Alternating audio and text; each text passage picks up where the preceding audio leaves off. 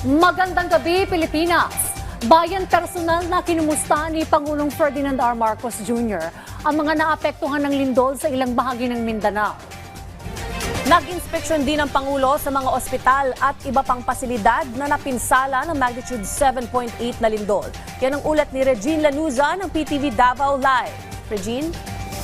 Yan ay sinamantala ng iba't ibang lokal na pamahalaan ng ilang bahagi ng Southern Mindanao na lubhang naapektuhan ng magnitude 7.8 na lindol ang isinagawang situational briefing sa General Santos City upang mapabatid ang kanilang mga naging suliran matapos ang nangyaring pagyanig.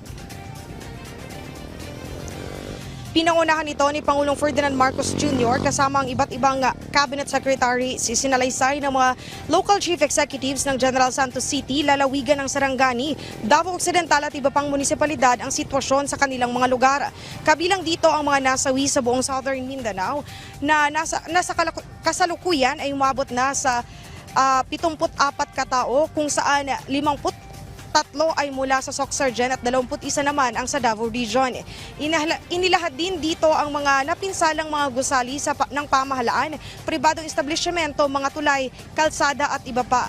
Higit pa rito, idinaing din ng mga opisyal ang hirap ng kanilang sitwasyon, partikular na ang mga lugar na mahirap maabot ng tulong dahil sa mga nasirang daan at mga hindi madaanan dahil sa pagguho ng lupa. Tumugon naman agad ang pamahalaan sa pamamagitan ng mga tulong na ipinagkakaloob. Ayon sa Pangulo, maglalabas ang Office of the President ng 278 million pesos para sa mga LGU na labis na naapektuhan ng nasabing lindol. Sa naturang halaga, tig 50 million pesos ang matatanggap ng lalawigan ng Sarangani at General Santos City. Tig 30 million pesos para sa South Cotabato at Sultan Kudarat. Tig 20 million pesos naman sa Davao Occidental at Glan Sarangani at 15 million pesos naman sa Zamboanga. Samantala, ang iba pang mga LGU na naapektuhan din ng lindol ay makakatanggap ng tig 3 to 10 million pesos. Bukod dito, maglalabas din na ang Local Government Support Fund o LGSF ng 50 million pesos para sa pagkukumpuni ng mga nasirang gusali ng pamahalaan at ospital sa Alabel, Sarangani. Para naman sa mga individual na nasiraan ng bahay, makakatanggap sila ng 30,000 pesos mula sa DSUD. Prioridad din ngayon ng DPWH ang mga nasirang tulay at kalsada upang hindi na mahirapan sa transportasyon. Nakapamahagi na rin ang DOH ng mga hygiene kit, gamot at iba pang mga supply na medikal.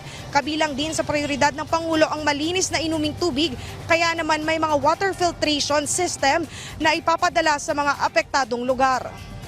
Kami naman ay nakinig sa inyo kung ano tuloy-tuloy lang ito. Hindi kami aalis hanggat hindi na kami kailangan. Hanggat kailangan pa kami rito, we will stay here and we will continue to provide assistance to everyone.